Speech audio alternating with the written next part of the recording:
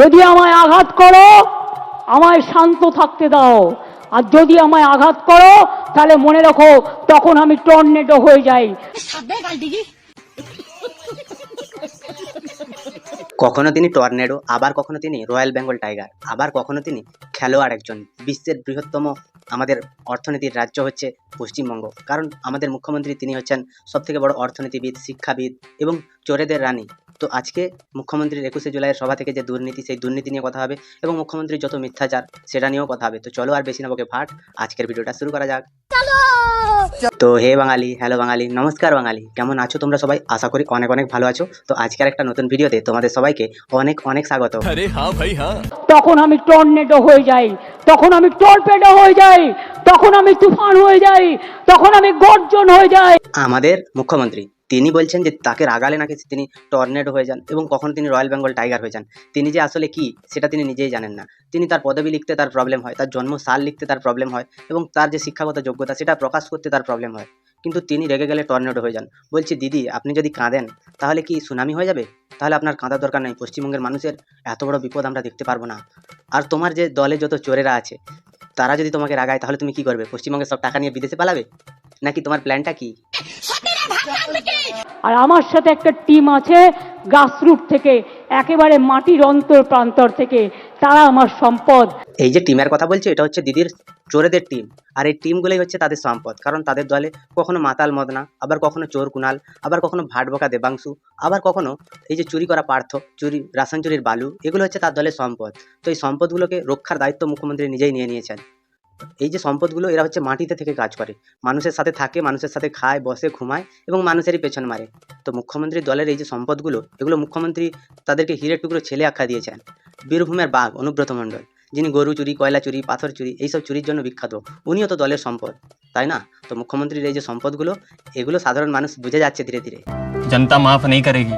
আমরা যা বলি, যদি এ বলি তারা এ করে, যদি বি বলি তারা বি করে, যদি সি বলি তারা সি করে, যদি ডি বলি তারা ডি করে। একদম। তাহলে এত যে চুরি ডাকাতি খুন হচ্ছে বা এত যে দাঙ্গা হচ্ছে সেটা তাহলে তোমারই কথাই হচ্ছে না? তুমি যে বলছো এ করতে, বি সি, সি মানে তো চুরি, আর বি মানে বাটপাড়ি, আর এ মানে হচ্ছে কি সেটা তোমরা ভালো করে বুঝে নাও। তো মুখ্যমন্ত্রী তিনি যতক্ষণ যা কিছু না বলছেন ততক্ষণ পর্যন্ত তার দলের লোকেরা কেউ কিছু করে না।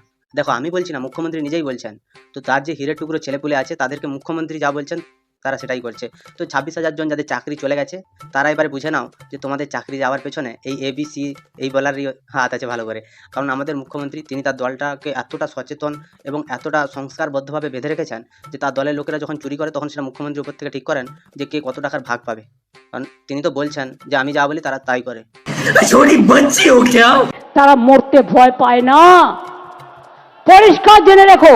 একদম ঠিক কথা বলেছো দিদি, তারা কিন্তু মরতে ভয় পায় না, তারা যেটা করতে ভয় পায় সেটা হচ্ছে মারতে। এবং তারা মেরেও মানুষকে দেখাচ্ছে। কারণ তোমার যে দুধেল গাইরা, তারা এই গত মাসে কতগুলো লাশ ফেলেছে তার হিসাব কিন্তু তুমি ভালো করেই জানো আর তুমি ভালো করেই রেখেছো। তোমার এই যে দুধেল গাইরা, তারা কিন্তু মরতে ভয় পায় না, তারা মারতে ভালোবাসে এবং তারা মেরেও দেখাচ্ছে যে পশ্চিমবঙ্গে হিন্দু সনাতনীদের খুন হতে হচ্ছে, তাদেরকে ঘর ছাড়া হতে হচ্ছে, সেটা তারাই করছে। তারা কিন্তু ভয় পায় না, কারণ তারা জানে তাদের পেছনে দিদির হাত আছে। দিদি যতদিন থাকবে তাদের সাথে, তাদের কেউ কিচ্ছু করতে পারবে না, এটা তারা ভালো করেই জানে। शर्म करो, भगवान से डरो। এবং তাই আগামী দিন দেখা হবে, খেলা তো আবার হবে। এতদিন যে তুমি রক্তের খেলায় মেতেছো, সে খেলাটা আর সাধারণ মানুষ ভালো করে জানে যে তুমি কিটা খেলবে। কারণ 2021-এ ভোটের পরে তুমি যে কি খেলা দেখিয়েছো সেটা সাধারণ মানুষ ভালো করে বুঝে গেছে। কারণ তোমারই দলের কত কত নেতা তারা অ্যারেস্ট হয়েছে, তারা জেল কেটে এসেছে। আর তোমার দলের যারা মুখপাত্র, প্রত্যেকটা চোর, জোচ্চোর, চিটিংবাজ, জুয়ার চোর, তারা তো মদ মাতাল। আর এবারে যদি 2026-এ মানুষ তোমায় ভোটে জিতিয়ে আবার মুখ্যমন্ত্রী বানায়, তাহলে তুমি যে খেলাটা দেখাবে সেই খেলাটাই হিন্দুরা পুরো শূন্য হয়ে যাবে এবং মুসলিমরা ওরা সবার উপরে চলে যাবে। কারণ তুমি জানো যে তুমি কি করবে, আর তোমার দলের লোকেরাও ভালো করে জানে যে তোমার মতলবটা কি। जानी যত কুৎসা করবেন, যত অপপ্রচার করবেন, তৃণমূলের ভিত আরো শক্তিশালী হবে। দেখো, প্রচলিত একটা কথা আছে না যে বেহায়ার পেছনে মারলেও যা আর সামনে মারলেও তা। তো তোমরা যতই তার নামে আলোচনা করো, তার নামে যতই কুৎসা করো, যাই করো, তাদের কিন্তু কোনো লজ্জা শরম কিছুই নেই। তো তারা আরো বেশি ওগুলো করছে। আর সাধারণ মানুষ 500 টাকা, 1000 টাকা, 1500, 2000 এই সব কিছু বছরে কটা টাকার লোভে আজকে ওনাকে ভোট দিয়ে জিতিয়ে আনছে। তাই তিনি বলছেন যে আমাকে সামনে দিয়ে মারো বা পেছন দিয়ে মারো, আমি কিন্তু আমার চুরি আর আমার ভাতা দান অব্যাহত রাখবো। এই যে সাধারণ মানুষকে ধোকা দেওয়া, সেগুলো এই সভা থেকে তিনি নিজে হতে নিজে স্বীকার করছেন। একটা পশ্চিমবঙ্গের মুখ্যমন্ত্রী হয়ে তিনি বলছেন যে তিনি যা বলেন তা দলের লোকেরা তাই শোনে। তাহলে আমি সিবিআই এবং ইডিকে অনুরোধ করব যে ইনাকে আগে জেরা করুন, তারপরে অন্য কাউকে জেরা করবেন, কারণ ইনিই তো সব করিয়েছেন। তাহলে বলছি দিদি, লিপস অ্যান্ড বাউন্সটা কি তোমার করানো অভিষেককে দিয়ে? তাহলে ওর কোনো দোষ নেই হয়তো। যখন তৃণমূল জন্ম নিয়েছিল কি বলেছিলেন? ঘাস খেয়ে নেবে, গরুতে খেয়ে নেবে। যখন একটা ছোট্ট চারা পোতা হয় ওটা পাহারা দিয়ে রাখতে হয়, বেড়া দিয়ে, যাতে ছাগল গরুতে না খায়। আর গাছটা যখন বটবৃক্ষ হয়ে যায় তখন তাকে পাহারা দিতে হয় না, সে নিজেই সকলকে ছায়া দেয়।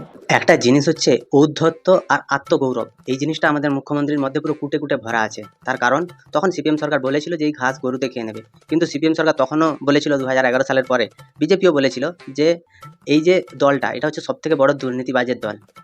সেটা শুনে তো মুখ্যমন্ত্রী সেটার প্রতিবাদ করেননি, বা তিনি তো বলেননি যে তোমরা আর চুরি করো না, ডাকাতি করো না। সবাই তো পুরো নির্বিশেষে তাদের নিজেদের ইচ্ছে মতো চুরি করে চলেছে।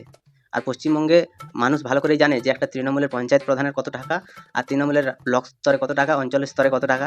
একজন নেতা যারা আগে খেতে পেতো না তারা আজকে কোটি কোটি টাকার মালিক। এই টাকাগুলো কি ওর বাপ মা রেখে গেছিল? এগুলো জবাব দাও, এগুলো বলো। এটা মাথায় রাখবেন, তৃণমূলকে শেষ করা অত সহজ নয়।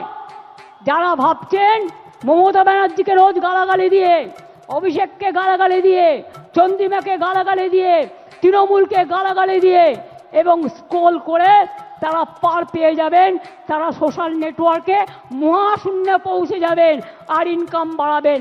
আরও টাকা চাই আপনাদের, আর কত টাকা হলে থামবেন? বলছি দিদি, তোমার তো জন্মটা নিয়ে তোমার তো মনে সংশয় আছে, পদবি নিয়ে সংশয় আছে, জন্ম সাল নিয়ে সংশয় আছে, এবং তোমার শিক্ষাগত যোগ্যতা সেটা নিয়েও সংশয় আছে। বলছি এই যে টাকা কামানোর খেলাটা, এটা তোমরা ভালো করে বিশ্বাস করো, আমরা কিন্তু এটা বিশ্বাস করি না। আমরা যেটাতে বিশ্বাস করি সেটা হচ্ছে পশ্চিমবঙ্গের মানুষকে সচেতন করার। আজকে এই যে ভাতার রাজনীতি হচ্ছে, আমরা সেটা নিয়ে কথা বলি। আমরা শুধুমাত্র যে টাকার জন্য, হ্যাঁ টাকা ছাড়া কেউ কিছু করে না আজকালে, কিন্তু তোমার মতো এত লোভ আমাদের নেই।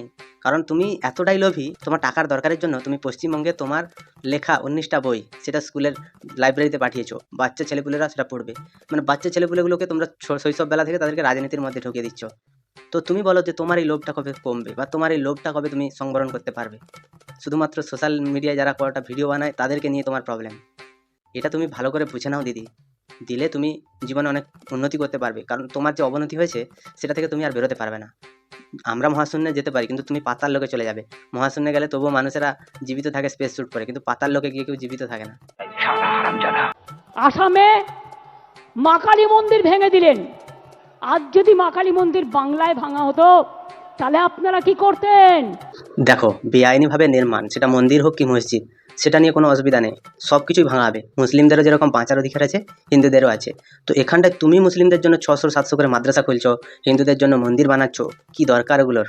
পশ্চিমবঙ্গের ছেলেপুলেগুলোকে পড়াও, মানুষ করো, মাদ্রাসাগুলো বন্ধ করে তাদেরকে স্কুলে পাঠাও। আর পশ্চিমবঙ্গে এইসব মন্দির মসজিদ না বানিয়ে পশ্চিমবঙ্গের রাস্তাগুলোকে ঠিক করো, যেখানে সাধারণ ছেলেপুলেরা স্কুলে যাবে যে রাস্তা দিয়ে, সে রাস্তাগুলোর অবস্থা তো শোচনীয়। আজকে তুমি বলছো যে কলকাতায় নাকি 99% ড্রেনেজের কাজ হয়ে গেছে। কি কাজ হয়েছে সেটা কলকাতার মানুষ জানে। আর তুমি যে এখানটায় দাঁড়িয়ে বলছো যে পশ্চিমবঙ্গের সব উন্নতি তুমি করেছো, কি উন্নতি হয়েছে সেটা আমরাও ভালো করে জানি। আজকে পশ্চিমবঙ্গের এই অবস্থার জন্য সিপিএম যদি 20% দায়ী হয়, তাহলে 80% দায়ী কিন্তু মমতা ব্যানার্জির। কারণ সিপিএম সরকার 2 লক্ষ কোটি টাকা দেনা রেখে গেছিলো, এবং মমতা ব্যানার্জি সেটা এসে 12 লক্ষ কোটিতে নিয়ে গেছেন।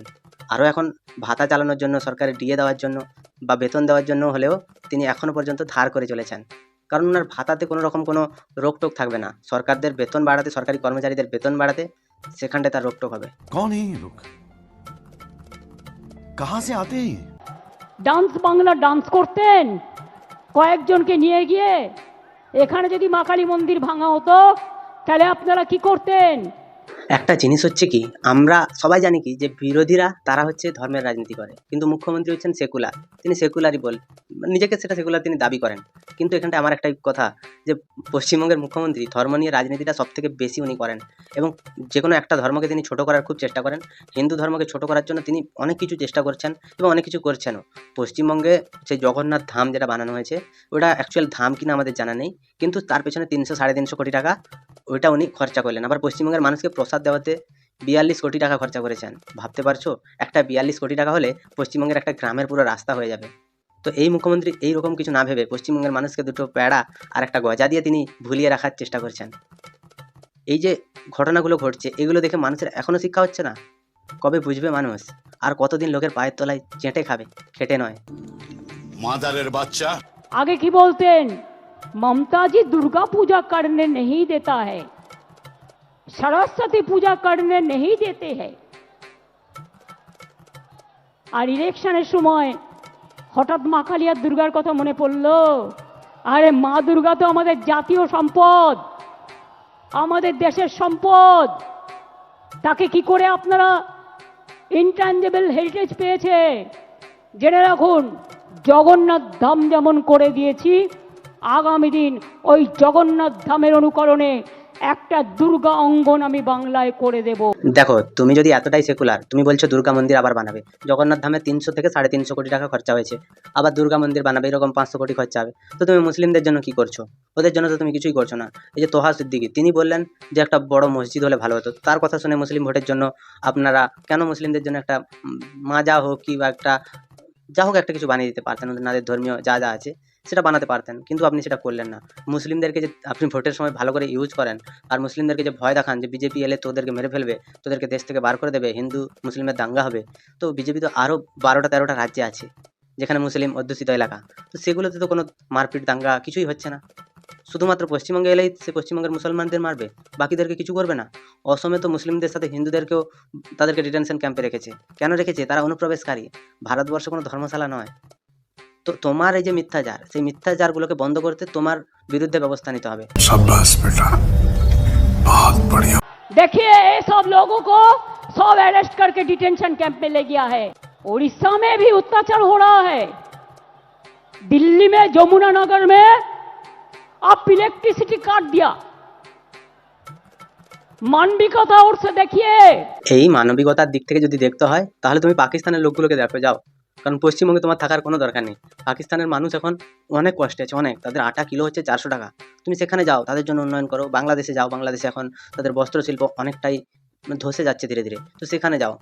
তুমি তাদের প্রতি যে তোমার এত ভালোবাসা, তো তাদের জন্য তুমি ওখানে যাও। আর মুখ্যমন্ত্রীর বরাবরই একটু রোহিঙ্গাদের প্রতি ভালোবাসা, কারণ রোহিঙ্গারা হচ্ছে সরকারের দালাল হয় এবং ভোটও দেয়। তো রেলওয়ে যেরকম ও রোহিঙ্গাদের উচ্ছেদ করছে, নোটিশ আসছে আসাম থেকে যে এদেরকে উচ্ছেদ করতে হবে বা এদের ডকুমেন্টস জমা দিতে হবে। বেশি আলবাল বকলে না কানের গোড়া একটা থাবড়া মার। কি করে ইলেকট্রিসিটি কাটলেন? কি করে আপনারা পানীয় জল খেতে দিচ্ছেন না? তাদের মুখে আবার বিগ বিগ টক। দেখো দিদি, ইলেকট্রিসিটিটা যে কেটেছে ওটা খুঁটিতে উঠে, আর পানীয় জল কাটার কথা বলছো। পশ্চিমবঙ্গে পানীয় জল কারোর কাটতে হয় না। পশ্চিমবঙ্গে এমনি অনেক জল আছে, তৃণমূল নেতাদের বহুত জল আছে। আমাদের পশ্চিমবঙ্গে মুখ্যমন্ত্রী মমতা ব্যানার্জি, তিনি এমনভাবে মানুষকে ভুল বোঝাচ্ছেন। এই সভাতে দাঁড়িয়ে তিনি শহীদদের স্মরণ করার বদলে, তাদের পরিবারকে সম্বর্ধনা জানানোর বদলে তিনি রাজনীতি করে বিরোধীদের আক্রমণ করেন। এটাই কি শহীদ সমাবেশ? না এর জন্য কি শহীদরা প্রাণ দিয়েছিল? নির্বাচন আসলে ও ভাই রাজবংশী, ও ভাই মতুয়া, ভোট দাও। আর নির্বাচন চলে গেলে তাদের অত্যাচার করো। সবচেয়ে বেশি লোক দলিত, তপশিলি আজকে অত্যাচারিত হচ্ছে।